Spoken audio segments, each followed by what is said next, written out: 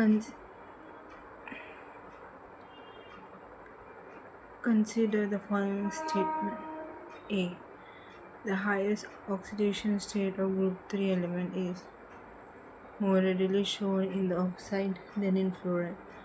तो group 3 element का जो सबसे हाईएस्ट ऑक्सीडेशन स्टेट है वो ज़्यादातर ऑक्साइड के फॉर्म में दिखता है कंपेयर टू फ्लोराइड से. B. If he iron can exist in -2 formal oxidation state also. Iron जो है -2 ऑक्सीडेशन स्टेट में भी हो सकता है. C. Manganese Tc are easily form M2 compound.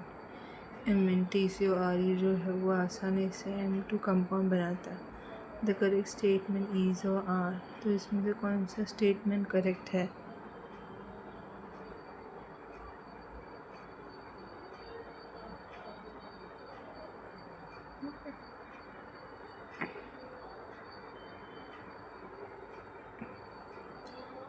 One 143 का करेक्ट आंसर इज 2 1.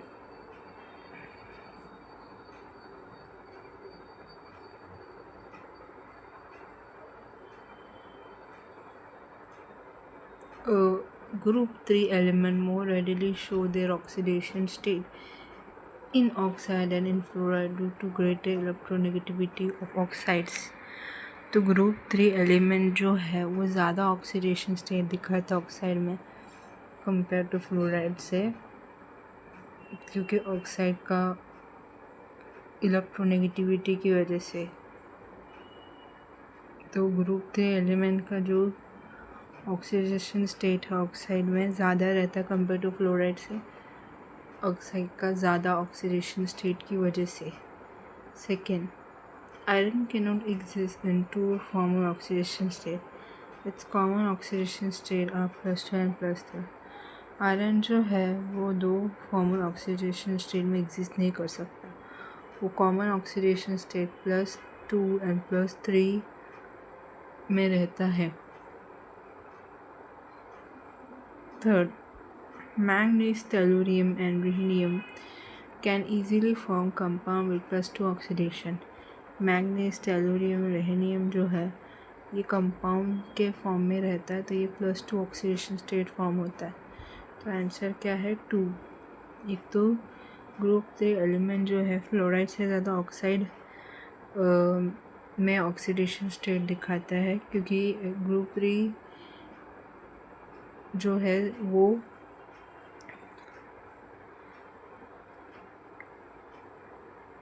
क्योंकि ग्रुप 3 का एलिमेंट में क्या होता है, ऑक्साइड का इलेक्ट्रोनेगेटिविटी ज़्यादा रहता है. तो दूसरी बार आयरन जो है वो 2 फॉर्मल स्टेट ऑक्सीडेशन स्टेट में नहीं रह सकता, उसका oxidation state +2 +3. Manganese, tellurium, rhenium जो है आसानी से कंपाउंड फॉर्म करते +2 ऑक्सीडेशन स्टेट में. आंसर 143 का 2.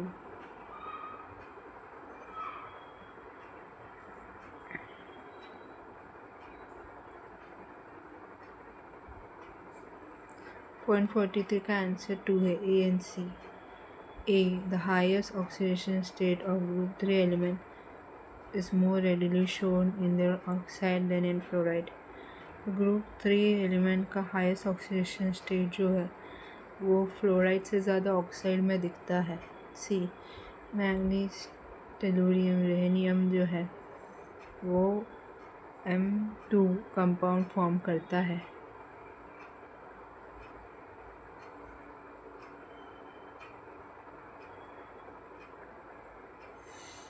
The treatment of cobalt H tetra carbon monoxide water produce करता है.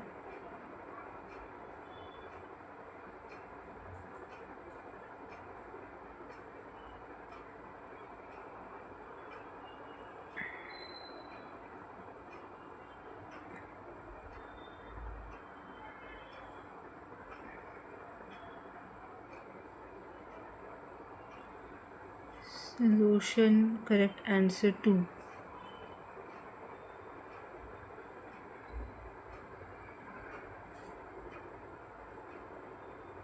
Metal attached hydrogen are most acidic. hydrogen. So here water act as a base and abstract proton.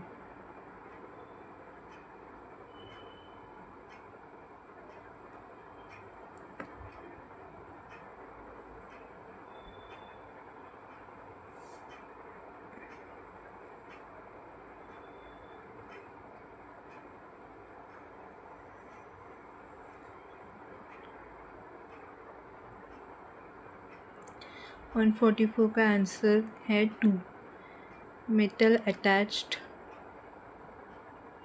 होता है hydrogen से तो ज़्यादा acidic hydrogen बनता है। सो यहाँ पर वाटर जो है बेस की तरह एक्ट करता है और प्रोटॉन निकालता है। Hydrogen cobalt tetra carbon monoxide water के साथ रिएक्ट करता है तो cobalt tetra carbon monoxide minus H3O+ देता है। एंड 144 का 2।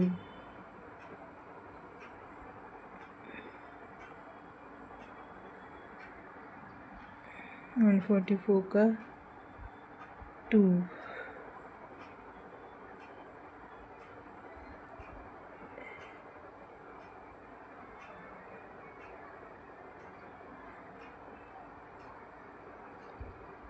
So H2O+ and cobalt tetra carbon monoxide react करता है हाइड्रोजन कोबाल्ट का टेट्रा कार्बन मोनोऑक्साइड रहता है वाटर के साथ।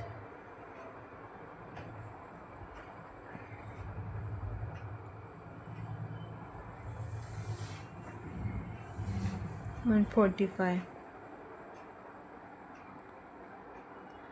The correct order of the orbital splitting energy delta 0 of chromium hexacyano 3 minus A, chromium hexa water 3 plus B, and chromium hexachloride 3 minus C is what?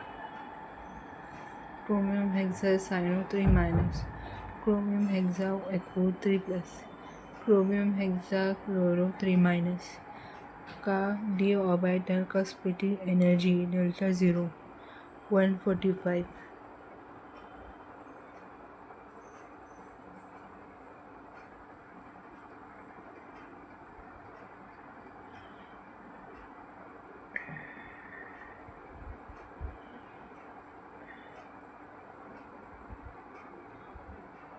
145 correct answer 1। Crystal field splitting depend on crystal field splitting depend किस पे होता है? First, charge on metal central metal ion. Central metal ion पे charge. Crystal field splitting किस पे depend होता है? Central metal पे जो चार्ज उस पर डिपेंड होता है। सेकेंड, प्रिंसिपल क्वांटम नंबर पे डिपेंड होता है crystal field splitting. Third, ligand का जो नेचर है उसके ऊपर क्रिस्टल फील्ड स्प्लिटिंग डिपेंड करता है। फोर्थ, ज्योमेट्री के अंदर क्रिस्टल फील्ड स्प्लिटिंग डिपेंड करता है। तो क्रिस्टल फील्ड स्प्लिटिंग जो है वो 4 फैक्टर के ऊपर डिपेंड करता है। मेटल आयन का charges, principal quantum number, ligand का nature, geometry. If charge on center metal ion increases, the orbital splitting energy increases. अगर सेंट्रल मेटल आयन का चार्ज बढ़ता है तो डी ऑर्बिटल का स्प्लिटिंग एनर्जी भी बढ़ता है। If principal quantum number increases, the orbital splitting energy increases. अगर प्रिंसिपल क्वांटम नंबर बढ़ता है तो डी ऑर्बिटल का स्प्लिटिंग एनर्जी भी बढ़ता है। If strong ligand then more splitting.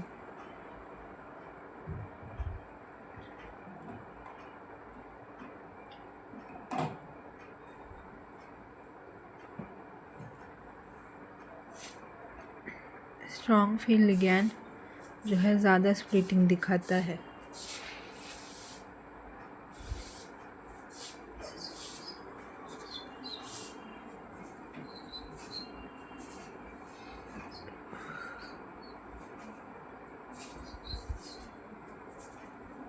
If strong field ligand then more splitting.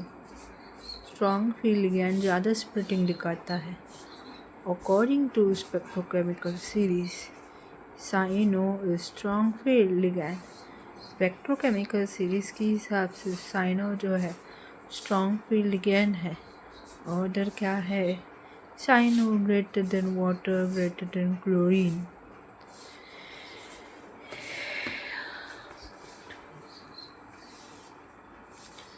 तो सेंटीमीटर पे जो चार्जेस है वो डी ऑर्बिटल का स्प्लिटिंग एनर्जी को सेंटीमीटर में आयन चार्ज बढ़ता है तो डी ऑर्बिटल स्प्लिटिंग एनर्जी भी बढ़ता है.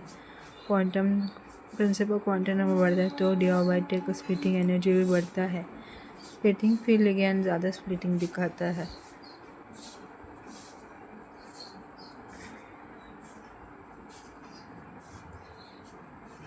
तो आंसर क्या है? 145 का 1.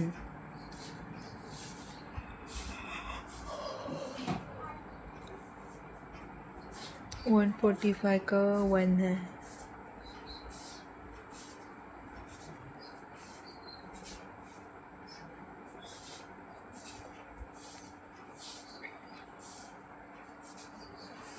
वन 45 का 1. क्रोमियम हेक्सा साइनो 3- का डी ऑर्बिटल स्प्लिटिंग ज़्यादा होता है. क्रोमियम H2O6 3+ का क्रोमियम H2O6 3+ का स्प्लिटिंग ज़्यादा होता है क्रोमियम हेक्सा क्लोरो 3- से. क्रोमियम हेक्सा साइनो 3- का डी ऑर्बिटल स्प्लिटिंग एनर्जी ज़्यादा होता है कंपेयर टू क्रोमियम हेक्सा एक को 3+ से. और क्रोमियम हेक्सा को 3+ का डी ऑर्बिटल स्प्लिटिंग एनर्जी ज़्यादा होता है क्रोमियम हेक्सा क्लोरो 3- से. तो करेक्ट आंसर इज 145 का 1.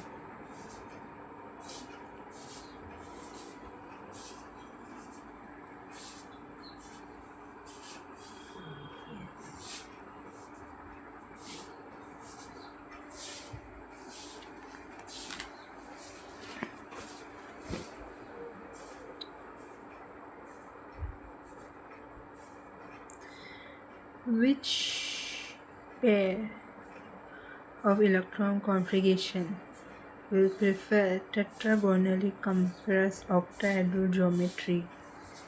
तो यहाँ पर इलेक्ट्रॉनिक कॉन्फ़िगरेशन का पेयर प्रेफर करता है टेट्रागोनली कंप्रेस ऑक्टाहेड्रल ज्योमेट्री से. तो 146 का आंसर क्या होगा?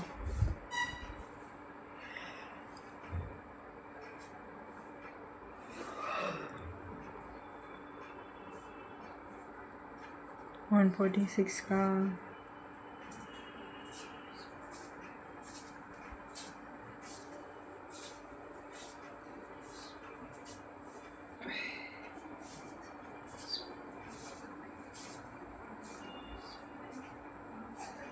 in Jahn-Teller distortion, T2J unsymmetrical field weak Jahn-Teller distortions are tetragonally compressed. It means equatorial bond length is greater than axial. Jahn-Teller distortion T2J unsymmetrically filled weak Jahn-Teller distortion दिखाता है या फिर Jahn-Teller compressed. इसका मतलब है equatorial bond length ज़्यादा रहता है एक्सियल से. T1 में T2G एक इलेक्ट्रॉन रहता है अनपेयर. D4 यहाँ पे T2G में ये स्ट्रॉन्ग फील्ड लिगैंड तो नहीं है. हाँ ये स्ट्रॉन्ग फील्ड लिगैंड है तो ये T2G है. तो यहाँ पर Jahn-Teller distortion T2G unsymmetrically field रहता है तो वीक Jahn-Teller डिस्टॉर्शन या टेट्रागोनली कंप्रेस्ड जो है. इसका मतलब ये है अगर टेट्रागोनली कंप्रेस्ड रहता है तो मतलब इक्वेटोरियल का बॉन्ड लेंथ ज़्यादा रहता है एक्सियल से.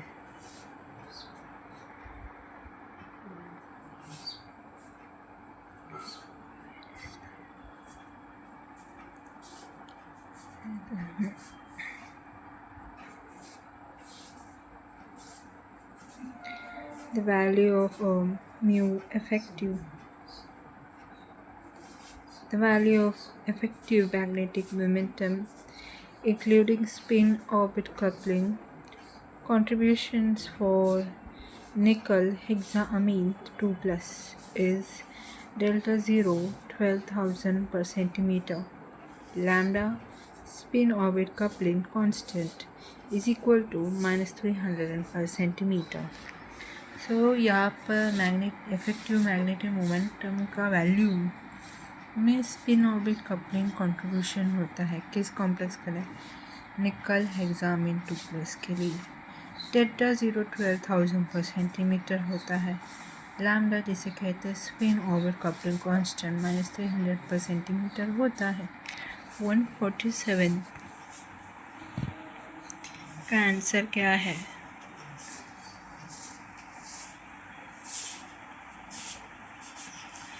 वन 47 का आंसर है, करेक्ट आंसर है 1। Effective magnetic moment spin only bracket में 1 minus lambda alpha upon delta 0, spin only 1 minus lambda alpha upon delta 0। Mu effective magnetic moment is mu spin 1 minus delta alpha upon mu effective spin only 1 minus lambda alpha upon delta 0 2 in bracket 1 minus 300 multiplied by 4 upon 12,000। तो answer जो है 3.11 होता है। Answer का 147 का 1। Answer है 147 का 1।